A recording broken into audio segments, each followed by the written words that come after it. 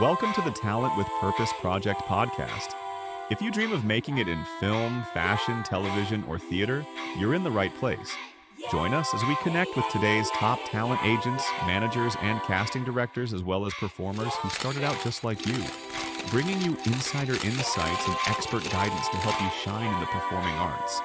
Brought to you by Gold Talent International, this podcast is your gateway to success, from Hollywood to Las Vegas and beyond. Are you ready? Let's go. In a world where talent meets tenacity, today's guest has become the architect behind many of Hollywood's rising stars and unforgettable stories. Joe Lorenzo, casting director, producer, and Visionary Showcase founder, has spent over 2 decades shaping the entertainment landscape. From the voice behind Tommy Pickles to breakout stars of Euphoria, Pretty Little Liars, and 13 Reasons Why, Joe's roster reads like a who's who of pop culture. With over 30 films cast and multiple features produced, his eye for talent is matched only by his instinct for storytelling. But Joe's impact goes beyond the screen. Through Spin LA, a Hollywood-based national convention where hundreds of performers compete and connect with top agents, he's built a launchpad for the next generation of artists. Whether it's producing films, building brands, or mentoring creatives, Joe Lorenzo is the pulse behind the performance. This is the story of a man who doesn't just follow trends, he creates them. Welcome to the incredible world of Joe Lorenzo. Okay, so Joe, welcome to the Talent with Purpose podcast. It's great to have you on board with us today. Thank you for having me. Thank you very much indeed. And we're really looking forward to the conversation, and we are looking forward to the inspiration that's going to come out of this conversation. It's always great to be able to chat with you and talk with you and to share your knowledge and experience. The first thing that I would like to ask is, how did you ever get started in this business? Oh, goodness. Okay, so I'll start from the beginning. Basically, I was in college and I went to school for finance, and I got out of college and I started working for a company. It's actually a very well-known company. They actually just recently made a movie about it, but I'm not going to mention it. But I was, working with them, and I was, training to be a stockbroker or whatever a financial analyst and all of those things. And I was not happy. The gentleman that was training me was probably only 40 years old, but looked like he was 70. He looked like he was just aged because of the stress of his work.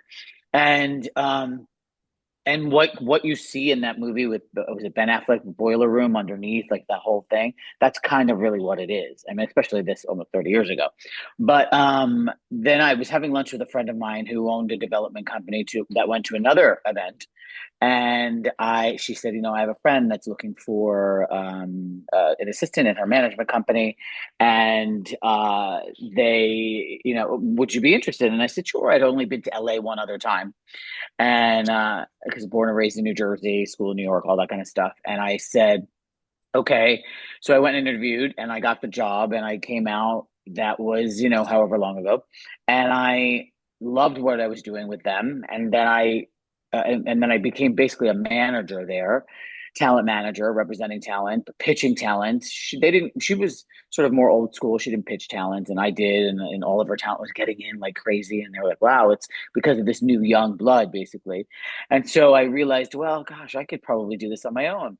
So then I started my own. And then from there, I had friends in casting that were like, oh, would you want to cast this thing? And they said how much I was going to get paid, and I said yes, I would like to do that. And then it evolved into producing, and I produced a handful of movies, I think 6 or 7 movies, and then in 2017, I decided representing, or what's called being a 10%er, was not for me anymore, and I did not want to do that. So I came home to my partner at the time, and I said, I don't want to do it. That's it. I'm closing the doors. And he was like, oh, should we talk about this? And I said, I've been talking about it for a year. I haven't been happy. So I did. And I said, all right, I'm going to take some time off. I can't take time off. That's just not in my nature. So within, I don't know, a few weeks, I was doing seminars for other companies, going out for them, speaking on what it's like to get into the industry, for parents and kids and all of that. And then I said, well, I can do this again. that mentality that I had when I first started my own first company. I could do this on my own. And then I started Spin in 2017, where, we get to meet with all of the parents and the actors on the or even adult actors as well on the front end and say, okay, well, you obviously need training, you need photos, you need a resume, you need all of these things. And we can help you do all of that. And then we can put you in front of the best agents. And that's what I did. And now we have that event twice a year, January and July in Los Angeles, where truly hands down, I can say that we have the best of the best agents sorry, that's my dog in the background shaking off. We have the best of the best agents that attend twice a year. And the reason for that is because of all that other work that I did, all of the managing and all of the, working in conjunction with them and all of the casting and the production. I had afforded myself a great reputation with those agencies and casting directors and producers and networks in order to then say, hey, listen, I need you to come down and I need you to watch this amazing talent that we've developed. And they do, and they're picking them up, whether they're in the United States, Canada, Mexico, international, it doesn't matter. I mean, we've got clients that come to us from all over, Australia, South Africa, Brazil, Thailand, Hong Kong, you name it. So that is the Cliff's Notes version, but that's how it started. Willow, stop scratching. Sorry. No worries at all. Yeah, so that's an immense amount of experience that has been gained over the last few years, shall we say. Yeah. Just a question, when you are looking to new actors and new talent coming into the industry, what do you think is the most important aspect that they need to ground themselves into in order to be able to move forward in a successful way? You have to be willing to work hard. Honestly, I mean, I think that there's just such a misconception about this industry that you show up to an audition with myself or you or whoever it might be, and we just snap our fingers and poof, you're on a Netflix show tomorrow. And it's just not how it works. Almost every single person that you see that and love and that is doing well on television or film or in concerts and musicians or whatever it is, worked so hard to get there. I mean, they did gigs in Taylor Swift and Justin Bieber, they did gigs with their little guitar in any little venue that would have them. Lady Gaga, the same thing. And then actors would just do random, performances all around wherever they needed to, whenever they could be seen. I always say to everybody, it's the same thing. Like, if you want to be great at a sport, you have to do it every day. You have to practice every day. It's not just about going going and showing up on Saturday and expecting to start in the big game. That's just not how it works. You have to be willing to work hard. You have to go to trainings. You have to go to seminars, showcases, events like ours, things like you guys do where you train them and there's modeling classes. All of that only betters you for when you're auditioning. Everybody just wants to go straight to auditioning for the major projects. Well, that's just not how it works, and it cracks me up when people are like, oh, I just wanted to go to an audition for a commercial so they can book and they can make money. Okay, would you allow somebody who just walked into a hospital and said, oh, well, I just decided I wanted to be a doctor and I figured I'd just walk in and start operating? No, so you've got to train and you've got to work hard. That's the biggest thing. Sorry, I think my Alexa just went off. No, I wasn't. I don't know what it just said, so ignore that. My Alexa, my dogs, these are the things about working from home. But anyway, yeah, so that's the biggest thing. Work hard. Because I also say, listen, I've been doing this for the last 100 years or so, but there's so many actors on television that, not kids necessarily, because kids are great, they're resilient and they just have an intuition. But some adults, I don't think they're the best actors, but they did not give up. They were determined. They worked hard.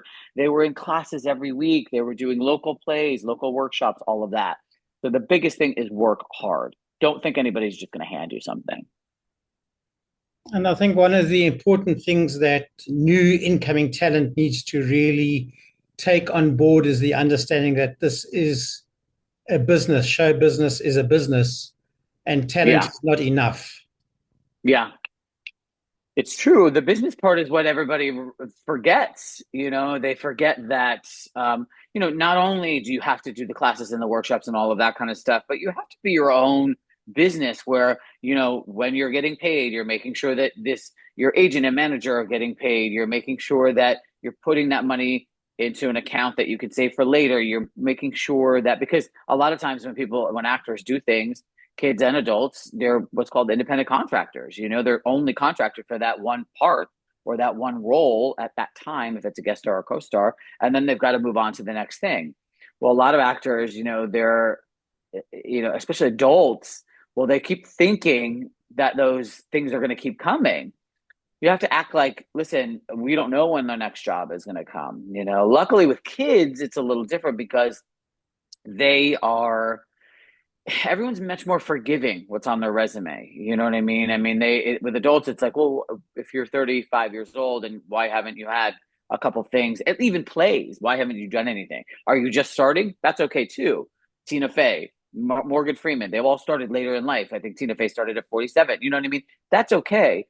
But we have to know why, and with kids, it doesn't matter. It doesn't matter what's on your resume or anything like that. So but you have to remember, you have to be doing all those things. You have to be reinvesting. So the business part of it, people forget too. I just want to be creative and I just want to show up. It's not really how it works. You have to make sure that you are remembering that it's called show business for a reason. So talking about show business, I mean, you've cast an amazing amount of talented actors and people into the industry, as well as, having produced your own movies. What was the biggest surprise you ever received when casting any particular talent? I mean, there was one that I can't really talk about, but she was not nice on set. She's an older woman, and she was not my first choice. As a casting director, what you have to remember is that it's not our choice. It's usually the studio or the director or the producer. It's their choice. And she was not my first choice. I had put in huge actors that you would know and love. And, one of them even being, she was just in the latest season of White Lotus. But there was major stars that we had put in the room, and he chose this one actor, and then she was really difficult on set. And so that was a shame. But then there's other things like when I'm casting, it's not even specific to that one talent or whatever it may be.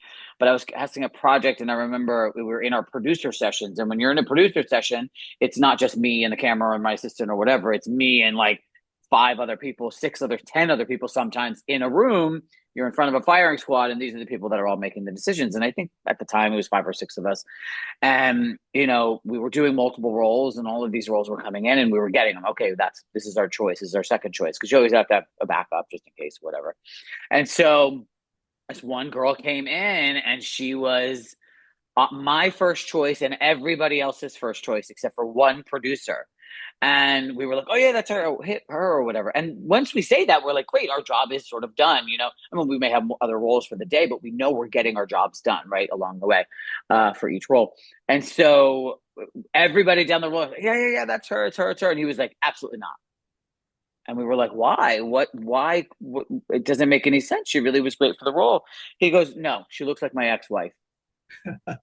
Meaning that this man didn't want to spend the next 40 days or however long this role had to shoot on set with a woman that looked like his ex-wife. So she didn't get the part. He fought us on it, and she did not get the part. So sometimes things are out of your control. It very rarely happens with kids, but sometimes it's just out of your control. When people are casting something, there's so many moving parts, especially when you're in a family. Nowadays, families can look all different. It doesn't matter.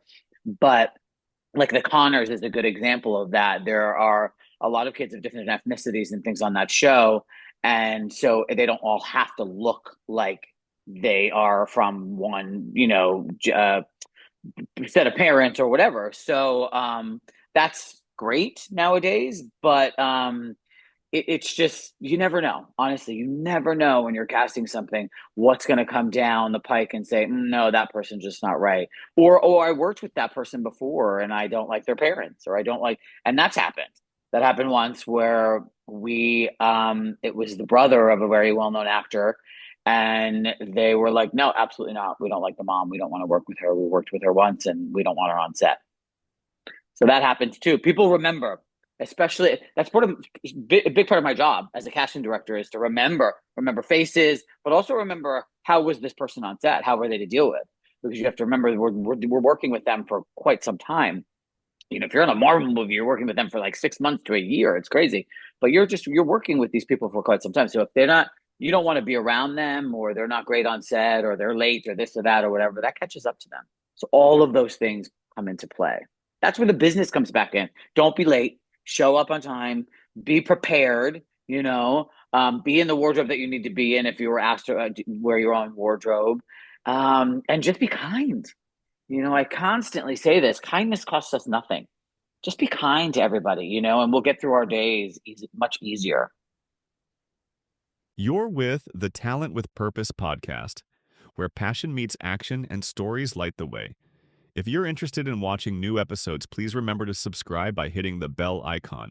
Please share this episode with your friends and family so they can connect with our platform and be inspired. You can also inspire other people who may be interested in our world of fashion, arts, and entertainment by posting in the comments section below. Just a simple hello or even commenting algorithm will drive this podcast to others' feeds and screens. Let's put purpose into motion and add to the whole. Thank you for subscribing and valuing our content. Are you ready for the rest of this episode? Let's go. Fantastic advice, I think, and some insight into the process that's unfolds as one enters the industry going forward.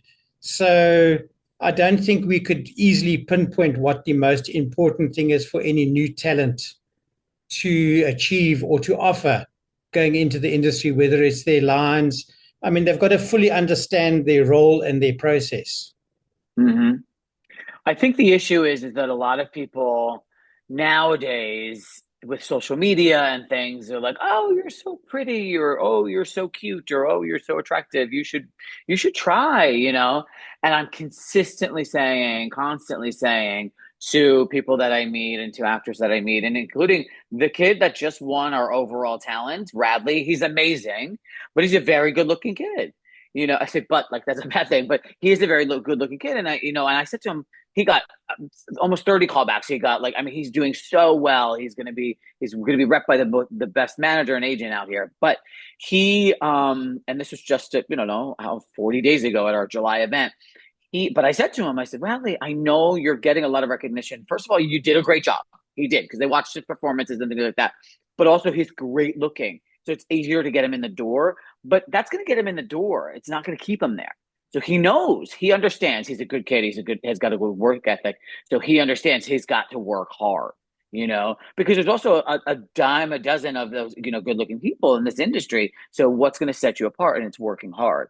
It's that thing that people say, oh, you're good looking or this or that, or they're adorable as the kids. You should get them into modeling or whatever. That's great. But that again, like I said, that can get you in the door, but what's going to keep you there?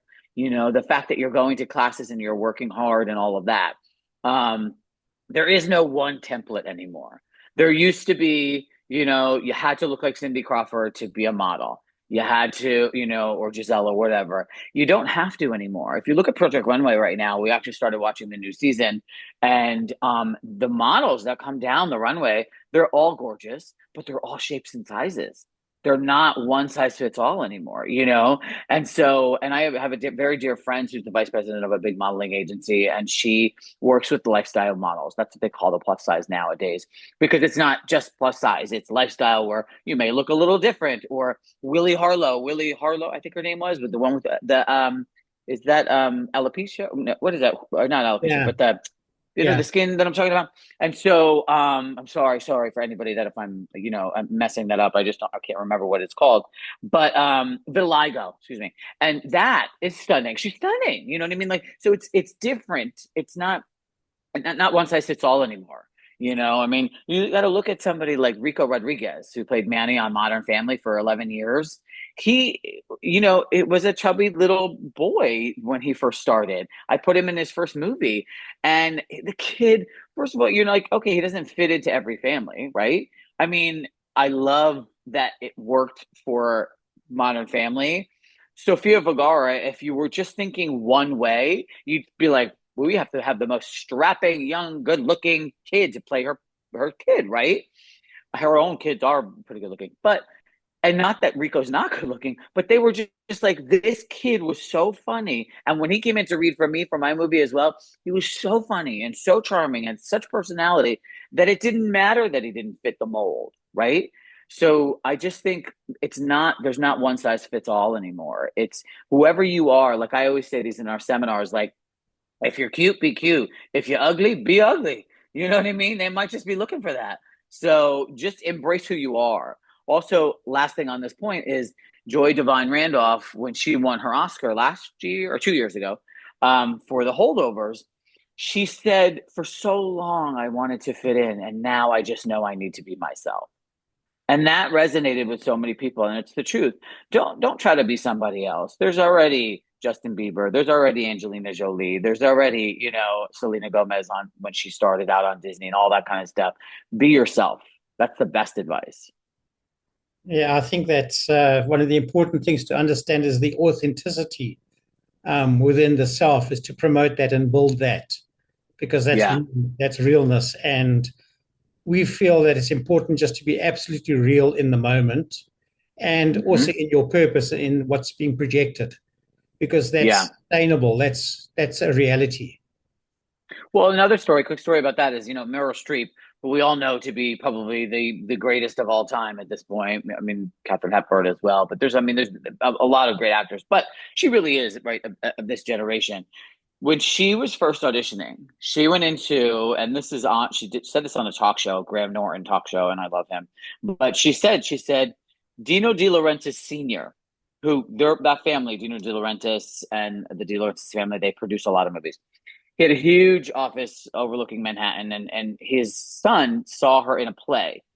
And so they were casting for this big movie, and she went in, and he said in Italian, "Why do you bring me this ugly thing?" And she knows it. She knows how to speak Italian. And she said, well, the funniest line, she goes, "Well, I'm so sorry that I'm not, pretty enough to be in King Kong." But, which is a funny kind of thing. It's a really funny clip if you can watch it, but it's true. But look at her. She didn't adhere to any norms. And she's like the greatest living actress right now. She's most decorated, all this stuff, and still working. They're shooting The Devil Wears Prada 2 right now in the streets of New York. So don't try to fit in, especially even if somebody says that to you, says something like that to you. Don't listen to them. It's not necessary. I remember back in the days of like, you knew some of the people that I've worked with. One of the gentlemen, he just passed away, but he would literally tell people, oh, you have to fix this, you have to fix that, you have to fix this. And it's like, you make people too insecure, and they don't need to be insecure. They need to be secure. They need to be confident. Confidence is what sells in this industry. Yeah. Yeah. Have that right support and guidance behind them, that they know that they're safe and can progress forward with who they are. Yeah. And that's what acting classes do, and modeling classes and singing classes. It gives you the confidence. If you've never taken one of those classes and you don't know how to hit a mark, you don't know what a slate is, you don't know how to deliver a monologue or a commercial or a scene that you're not supposed to be looking directly at the camera, all these little technical things, you don't have the confidence when you go in and you see 10 other people go in there and nail it because they have taken those classes. So that's the biggest thing. Confidence is always sell. Yeah, confidence is the big achiever, actually, I think, in life, because that comes from experience and learning what one needs to have learned in order to produce what needs to be produced. Yeah. Or agreed. We fake it till we make it at times, right? Yeah, I mean, no offense, Paul, to that saying. I've said that in the past, and I no longer say that because acting and modeling and singing and dancing and whatever is all about is being as real as possible. You know, it's finding the humanity and the empathy and the and finding yourself in a character that you might be playing. I don't care if you're saying one line for Coca-Cola, you know, or whatever it might be. It's how is this going to make sense for me? How it can Joe Lorenzo make this, you know, part of me? It's like Flo from Progressive. I don't know if you guys have that over there, but she has been that spokesperson for this insurance company for the last 15 years or something. She's a millionaire.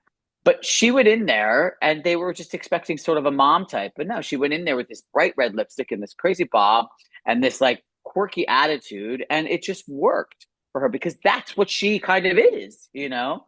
So I think the fake it part, it's not I don't know. That's hard because you have to be true to yourself. You have to be honest. You know, acting is really about being as honest as you can. Even if you're playing a serial killer, you don't have to be as honest as you can, but you have to. There's got to be there's got to be a backstory. Well, why? What happened to this person? What you know? So that comes sometimes from real places. You know, I remember when I was casting something years and years and years ago.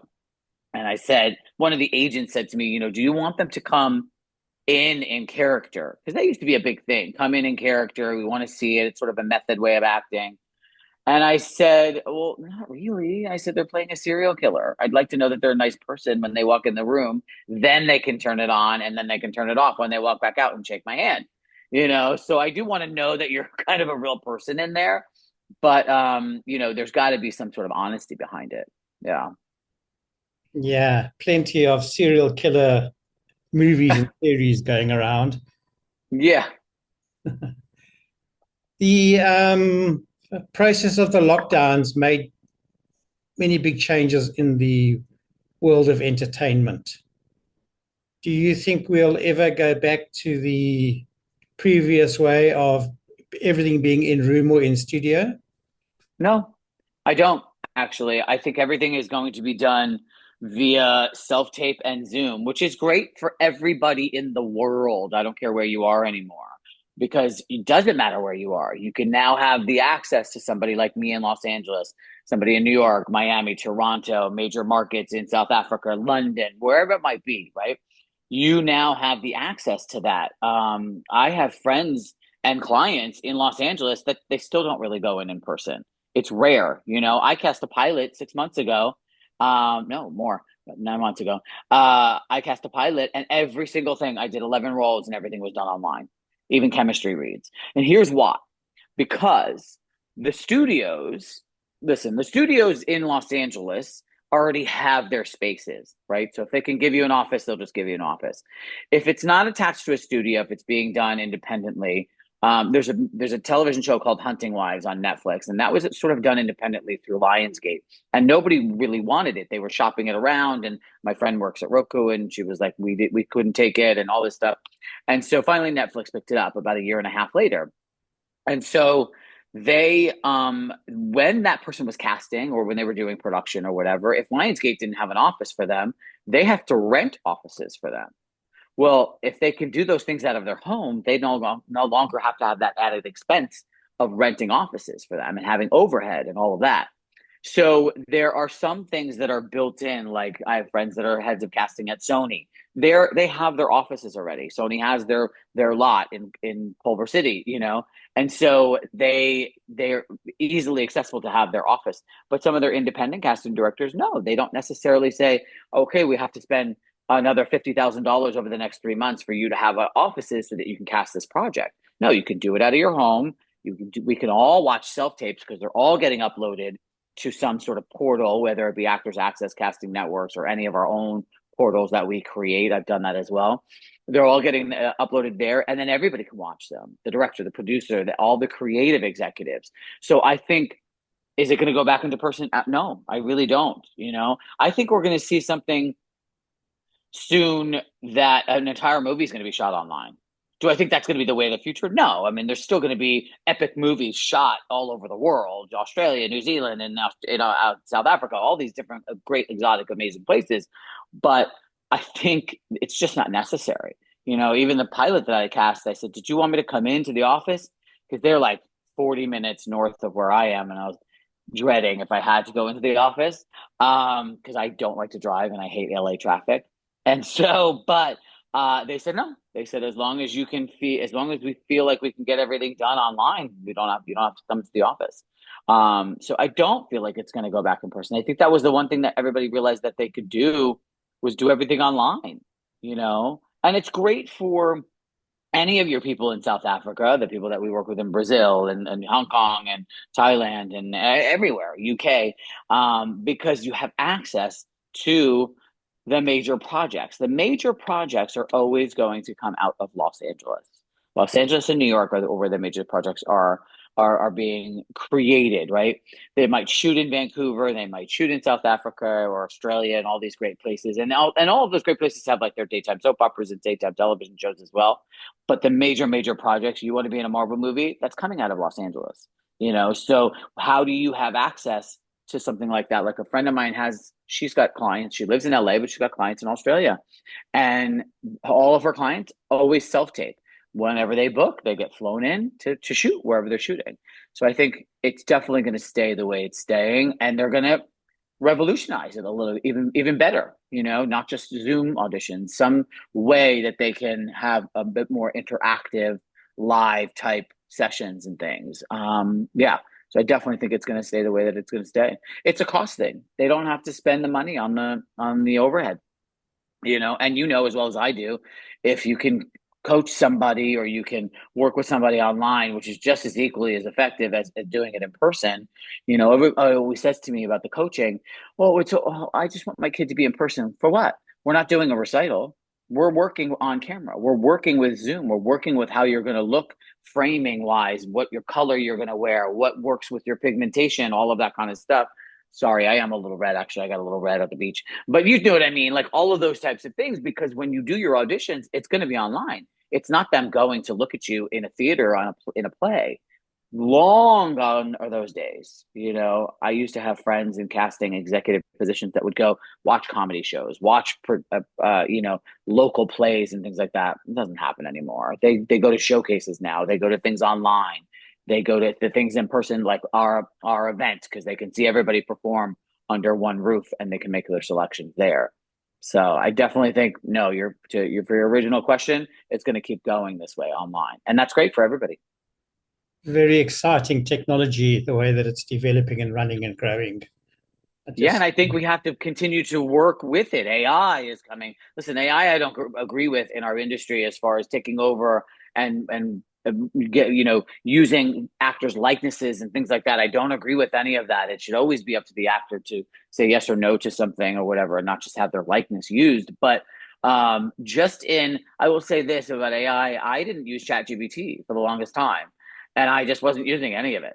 And within the last, I don't know, less than a year, I use it. I use it every day because it's just like another form of Google. They're not doing things for me. You know what I mean? It's like, it's getting all of your information from multiple sources on the internet, so those types of AI. And then I do have them, they do write some, long form letters and things that I have to write when I have to write 40 of them or something for staff or clients and things. So they're doing things like that are cutting down on sort of labor. But other than that, no, I don't necessarily agree with it taking over and creating our projects for us. But we have to stay ahead of the curve.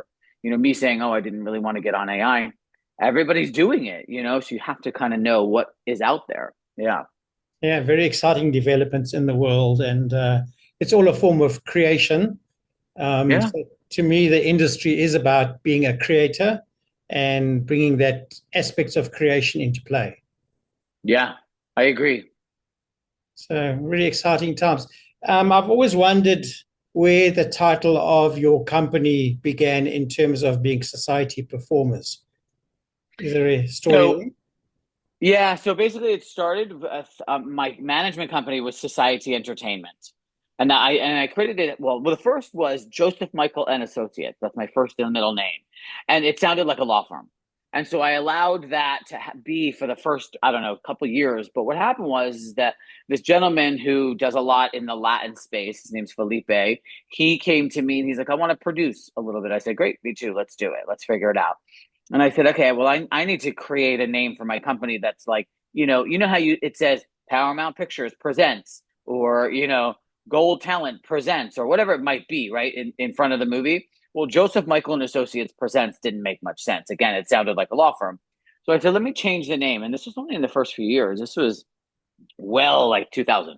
And so I cannot tell you, people think that it was very easy to come up with. No, I wrote down things like on a legal pad, wrote down all of these names, and then I looked up in a thesaurus, an actual book, a thesaurus. We did not have the internet at the time, or we did not have such resources at the time.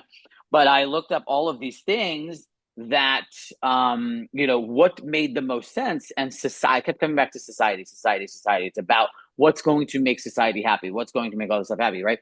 So then and then entertainment just made the most sense. Society Entertainment was my management company up until 2017. Then when I was creating this, I said, okay, well, I still want to keep the name Society. What makes the most sense? Well, performers.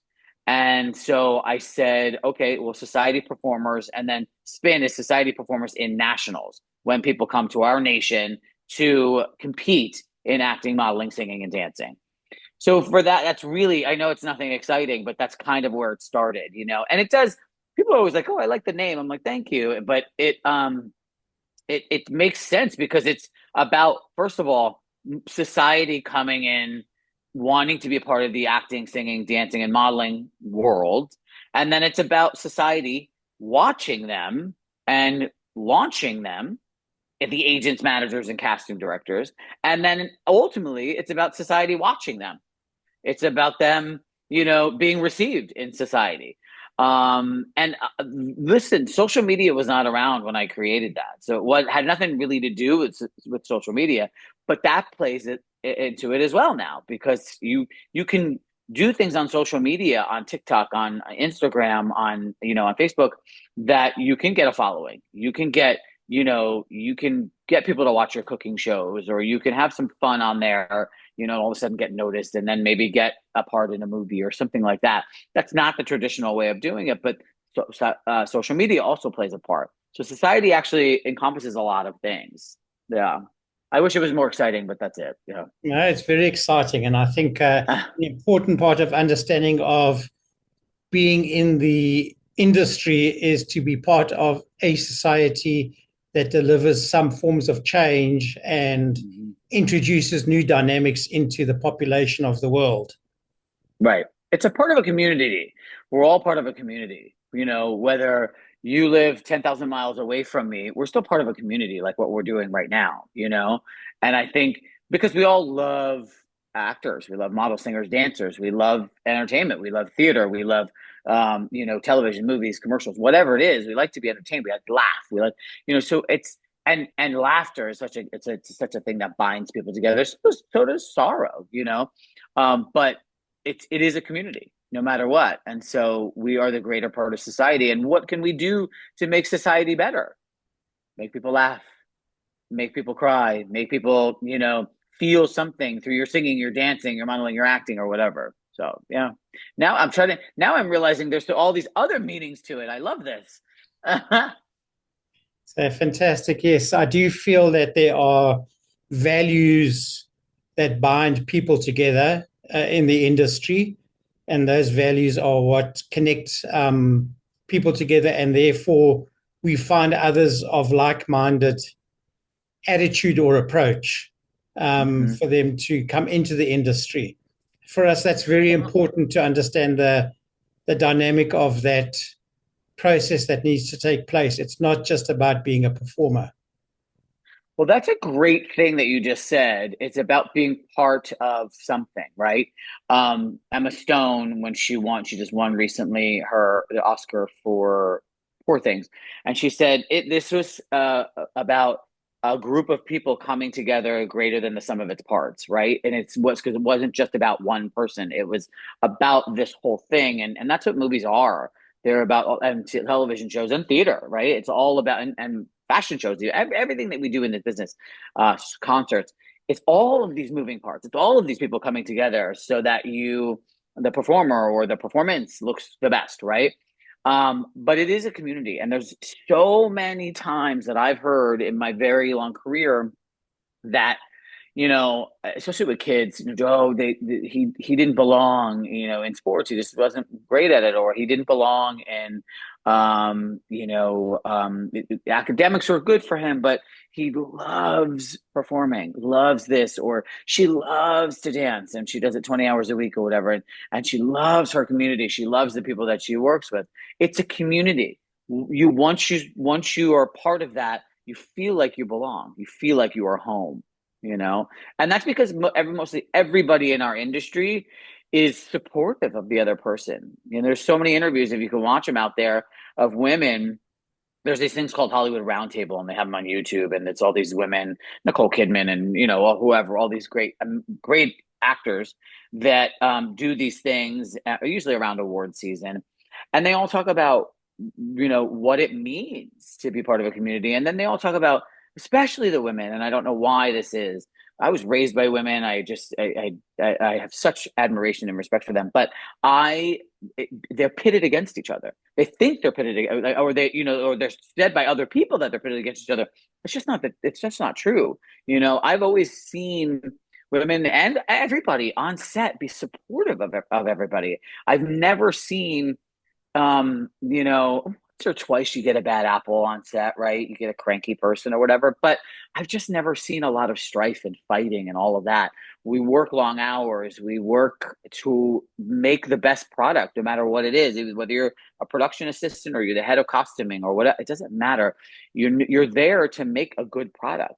And you don't want to be the person or the reason that this doesn't come out right. So it is part of a community. And when you're part of a community, you lift that community up no matter what. Think about in your own neighborhood. Don't you want to be friends with your neighbors? You don't want to hate your neighbors. You don't want to drive home all the time from work and just be like, oh, you got to pass this neighbor's house. Or you don't want to be playing outside as a kid and be like, oh no, the ball went into Mr. So-and-so's house. Oh God, we've got to go get it. He's the worst, kind of thing. You don't want that, right? You want cohesion, and you want kindness, and you want working towards a better life. And that's a community. And that's exactly what this business is. And I will say, Spin LA, 100%, that's what it is. I get so many people that say, oh my gosh, we're still friends with so-and-so from way far away. They can't be, I mean, there's this group thing that's going on from the July event, and there's got people from Switzerland and in Hong Kong, the States, Canada, whatever, and they all have this like group thing that they're still talking and supporting each other. Yay, you got this, you got signed by this, you got this, or whatever. So it's super, and it's important to have that. You don't want to be isolated. You don't want to be by yourself, and this is not a very isolating industry. People come together for sure, and you have a sense of community. Hence the importance of understanding the process of being in a room of people who can make a difference in your performing arts life. Right. I agree. So that's an important thing to truly understand. Okay, Joe, thank you very much. Any exciting projects coming up or that you're working on that you are able to share at the moment? So I'm casting two things right now. I'm not really allowed to talk about them that much, but we're in the beginning stages. The one has about 4 or 5 actors already attached, bigger names, and then we'll start casting, the kids and the supportings and things like that. We're always working on something. I've been working on a project that was at Disney, and then it was at Sony, and then it was at, it's been everywhere, and I've been working on that for almost 20 years. And so, but it's also $100 million movie, and it takes time to get made, and so still attached to that, but there seems to be some movement right now, so who knows? That would be great.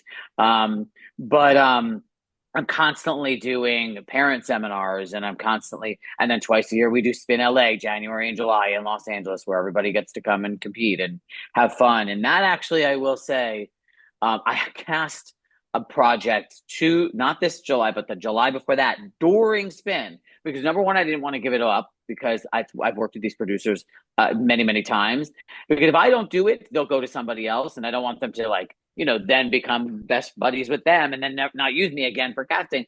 But I was working so hard at Spin. We work 14-hour days sometimes as the staff, not the performers. But as we work, and I was doing this as well. But I did it, and the production didn't even know that I was doing this thing, and people at Spin didn't even know. They were like, nope, didn't know, And so I'm constantly loving to work, whether Spin is happening in January, July, or I'm casting something, or I'm traveling and speaking. So there's always stuff that I'm doing. I always say like, oh yeah, I want to take a break or this or that. I never do. No. Understand that process fully. There's always opportunity in every moment.